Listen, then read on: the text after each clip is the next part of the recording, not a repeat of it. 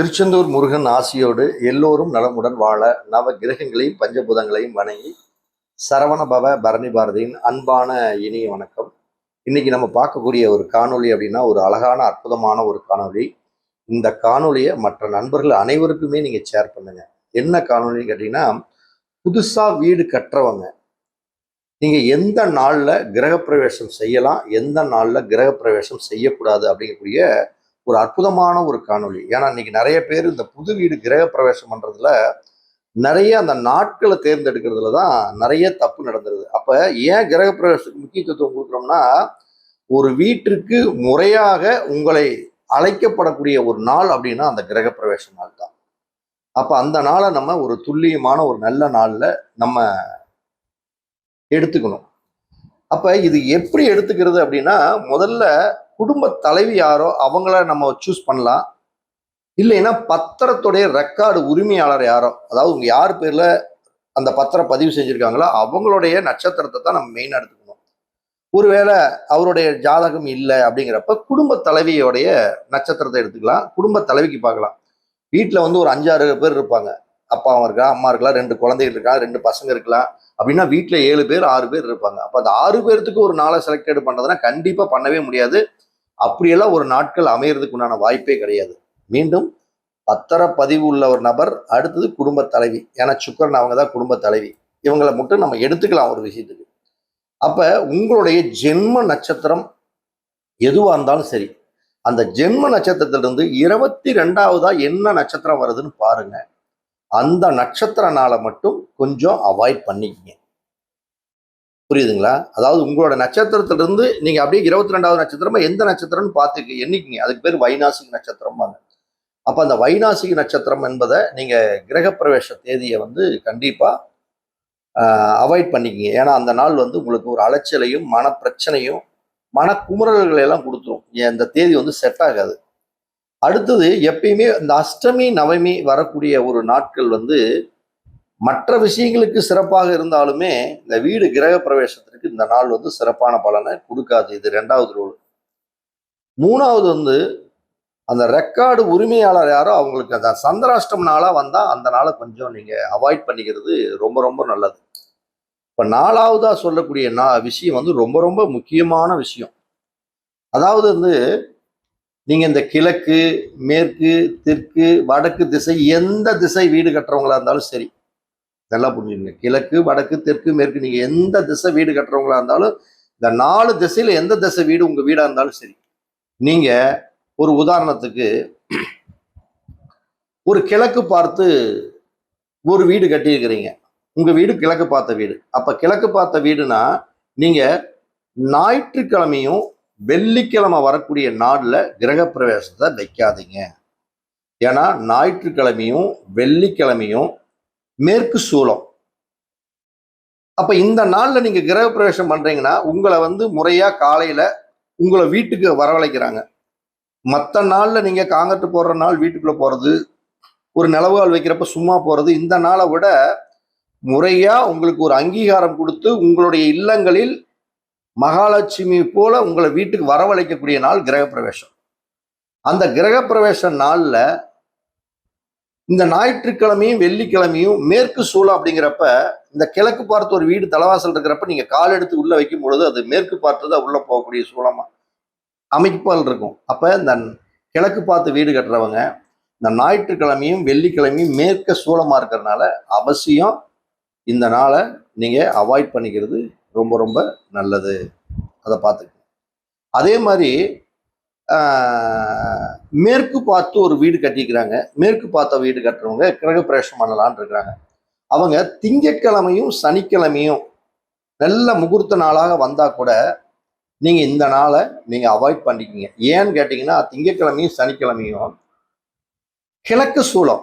அப்ப மேற்கு பார்த்த வீட்டுக்கு நீங்க முதல்ல கிரகப்பிரவேசம் பண்ணி உங்களை வந்து வீட்டுக்கு வரவழைக்கிறாங்க அப்படின்னா அந்த வரவழைக்கக்கூடிய நாள் உங்களுக்கு சூழ நாளாக வரும், சூழ திசையா வரும். அப்ப அந்த திசையை வந்து கண்டிப்பா நீங்க அவாய்ட் பண்ணிக்கிறது ரொம்ப ரொம்ப நல்லது. இப்ப செவ்வாய்க்கிழமையும் புதன்கிழமையும் பாத்தீங்கன்னா தெற்கு தலைவாசல் வீடு கட்டினவங்க இந்த செவ்வாய்க்கிழமை புதன்கிழமை நீங்க கிரகப்பிரவேசம் வைக்கக்கூடாது. ஏன்னா அன்னைக்கு வந்து வடக்கு திசை சூல திசையாக வரும். அப்ப தெற்கு பார்த்து ஒரு வீடு கட்டுறவங்க நீங்க கால் எடுத்து உள்ள வைக்கிறீங்கன்னா அது வடக்கு திசை நோக்கி தான் கால் எடுத்து வைப்பீங்க. அந்த நாள் வந்து உங்களுக்கு சூல திசையா வர்றதுனால வீட்டில் ஒரு சந்தோஷம் மனமகிழ்ச்சி கொஞ்சம் இல்லாம போகும். அதனால கொஞ்சம் அவாய்ட் பண்ணிக்கங்க. அடுத்தது வந்து நம்ம வெள்ளிக்கிழமை தான் ஆல்ரெடி சொல்லிட்டோம். வெள்ளிக்கிழமை வந்து மேக்க சூளங்கிறனால கிழக்கு தலைவாசல் கால் எடுத்து வைக்க வேணான்ட்டோம். இதுல பொதுவாகவே சனிக்கிழமை செவ்வாய்க்கிழமை இந்த நாள் மேக்சிமம் கிரகப்பிரவேசம் மேக்சிமம் பண்ண மாட்டாங்க. இப்போ ஞாயிற்றுக்கிழமை கூட பண்ண மாட்டாங்க தான். ஆனால் ஞாயிற்றுக்கிழமை இன்னைக்கு எல்லாமே ஸ்கூல் ஹாலிடேஸ் அப்படிங்கிறனால இந்த ஞாயிற்றுக்கிழமையே வைக்கிறாங்க. அப்போ நான் சொல்லக்கூடிய இந்த வெள்ளி ஞாயிறு இந்த 2 நாள் கிழக்கு பார்த்து வீடு கட்டுபவர்கள் கிரகப்பிரவேசம் பண்ணாதீங்க. திங்கட்கிழமை மட்டும் மேற்கு பார்த்து வீடு கட்டினவங்க கிரகப்பிரவேச தேதி வைக்காதீங்க. புதன்கிழமை வந்து தெற்கு பார்த்து ஒரு வீடு கிரகப்பிரவேசம் பண்ணுறவங்க தெற்கு பார்த்து வீட்டுக்காரங்க இந்த புதன்கிழமையை அவாய்ட் பண்ணிடுங்க. அதே மாதிரி வியாழக்கிழமை வந்து நீங்க வடக்கு தலைவாசல் வச்சு வீடு கட்டுறவங்க அவாய்ட் பண்ணிக்கங்க. அது இது ஒரு ரூல். அதுக்கு அடுத்தது ஞாயிற்றுக்கிழமை வரக்கூடிய பரணி நட்சத்திரத்துல வீடு கிரகப்பிரவேசம் பண்ணாதீங்க. 1. திங்கட்கிழமை வரக்கூடிய சித்திர நட்சத்திரத்தன்னைக்கு வீடு கிரகப்பிரவேசம் நீங்க பண்ணாதீங்க. நீங்க எந்த நட்சத்திரமா இருந்தாலும் சரி. அதே மாதிரி புதன்கிழமை வரக்கூடிய அவிட்ட நட்சத்திரத்துல நீங்க எந்த நட்சத்திரமா இருந்தாலும் புதன்கிழமை வந்துருச்சுங்க, அன்னைக்கு அவிட்ட நட்சத்திரம் வந்துருச்சு, கண்டிப்பா நீங்க கிரகப்பிரவேசம் பண்ணாதீங்க. அது சிறப்பான பலனை கொடுக்காது நம்மளுக்கு. அதே மாதிரி வியாழக்கிழமை கேட்ட நட்சத்திரம், வியாழக்கிழமையும் கேட்ட நட்சத்திரமும் வரக்கூடிய நாளில் வீடு கிரகப்பிரவேசம் நீங்க தேதி ஃபிக்ஸ் பண்ணாதீங்க. அதே மாதிரி வெள்ளிக்கிழமை பூராட நட்சத்திரம், இந்த நட்சத்திரம் வரக்கூடிய நாளிலையும் நீங்க கிரகப்பிரவேச தேதியை வந்து அவாய்ட் பண்ணிக்கிங்க.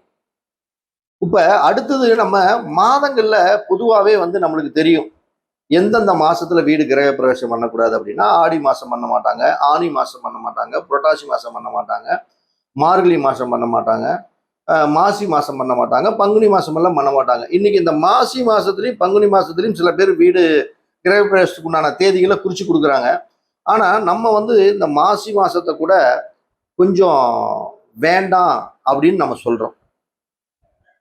பங்குனி மாசத்தையும் கொஞ்சம் வேண்டாம்னு சொல்றோம். அதுக்கு ஏதாச்சும் வந்து இயற்கையா வந்து புராணங்கள்ல ஏதாச்சும் ஒரு வரலாறு இருக்குதா அப்படின்னா கண்டிப்பா அதுக்கு உண்டான ஒரு வரலாறு இருக்கு. அதை நம்ம முதல்ல புரிஞ்சுக்கணும்.